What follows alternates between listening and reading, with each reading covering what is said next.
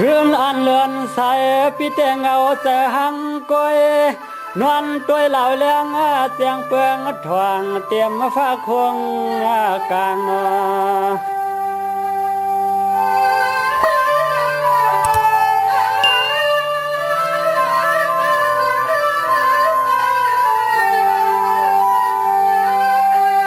เหมือนหางเสือปีปอรอเวียนเตียนควัน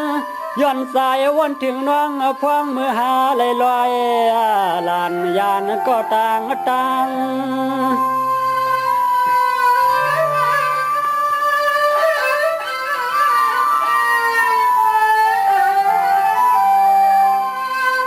วายเสน้องผาดหน้าปีกว่าตอนตาก็อยู่ลอยยามปีตัวลูกเรือนนั้นก้อยเลยมีก็เงาอ่อนนวลซ่อนอิงข้าง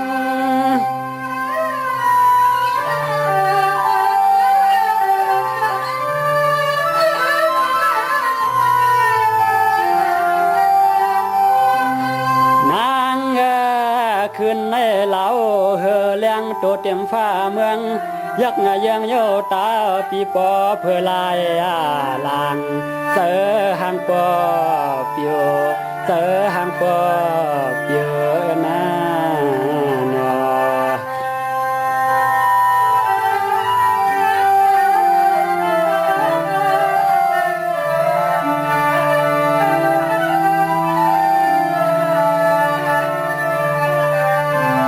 ย้อนปีนอนวนคุก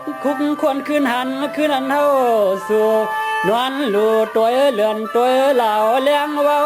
ขึ้นอันลมเขาพัดโทเป่าเหลียวนอ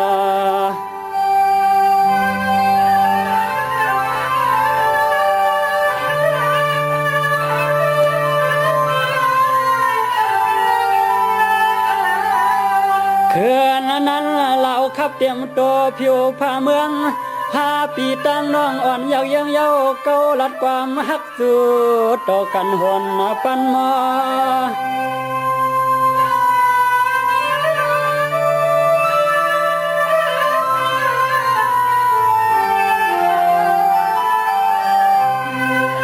เขื่อนในปิกซ้ำเลือนลาวเปื้องทวงขาวขวางห้างดีกว่า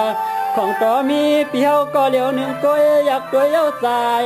แก่นคมคอ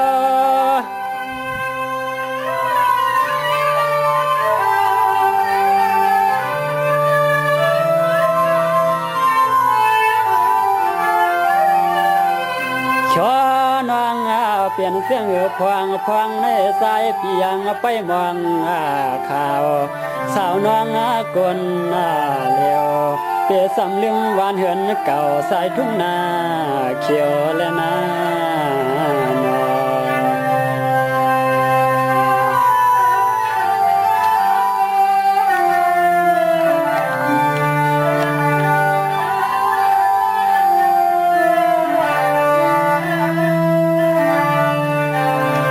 พี่แต่ย้อนผักปันข่าวเลือนอ่อนเล่าอ่อนย้อนให้หมอกลัดปันน้องคำว่ายามตัวเหลียวในสายปียังไปมองโยสู่น้องกวนเหลียวนอ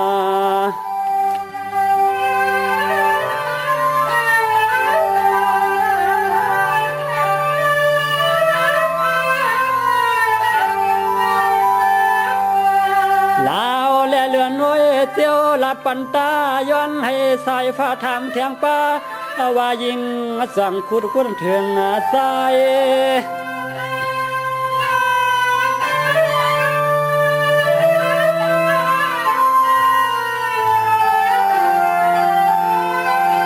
เปียแต่ยังไปมองอยู่กู้ค่าตอนตาน้องเปลี่ยนปองลมงอกคอไปมองอยู่ปีนี้วันไง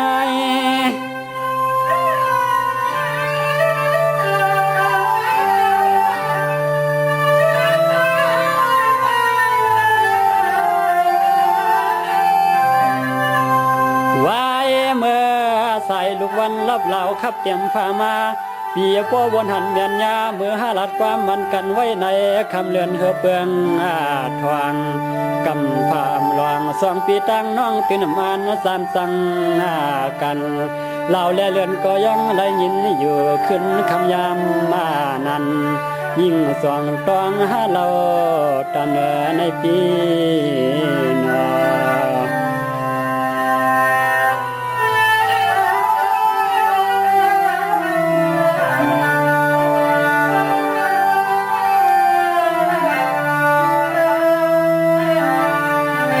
เมื่อเลี้ยวน้องไปเมื่อเศร้าข้าวต่างเมืองไก่เสาทางเวียงไหลนอนอเลื่อนเลี้ยงโอ้ยเปืองตัวกุยขึ้นเสือกปืนหาคาเมื่อก่อนซึ่งให้ยิ่งอ่อนขึ้นหูขึ้นหันโล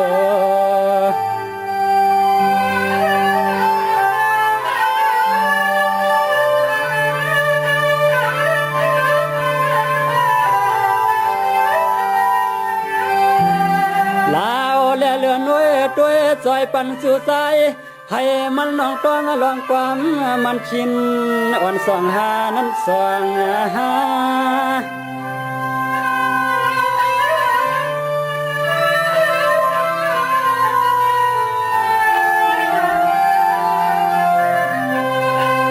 ทำนั้นมันน้องก็เลยมีเสียสุหากาใหม่ๆยังไปป่ามีก็อำหูไม่ซอยทำตวงตัวลูเลือนลูกแรงให้ปอแจงเลียงปองปันปีขึ้นมา